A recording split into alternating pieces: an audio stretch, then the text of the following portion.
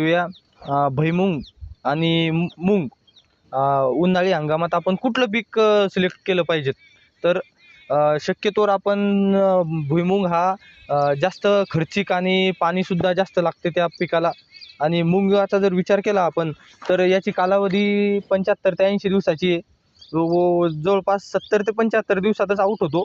याला पाण्याची पण कमी पाण्यात सुद्धा येऊ शकतो आणि खर्चसुद्धा कमी आहे. आणि एका साईडला आपण जर का भुईमुगाचा विचार केला तर भुईमुगाला 4 महिन्याची कालावधी लागते आणि संलग्न पाण्याचं जरी म्हटलं तर जवळपास 90 ते 95 दिवस भुईमुगाला पाणी द्यावं लागतं. आणि खर्चाचा विचार जरी केला तर बियाण्यात आपले जवळपास एका एकरात जर पेरायचं म्हटलं तर 10 ते 12 हजार रुपये बियाण्यात जातात. आणि मुगाचा जर विचार केला ह्या साईडला तर मूग हा फक्त आपण 2 ते 3 हजार रुपयात आपली पेरणी होते, खत बियाणं धरून सगळं. तर असंच आपण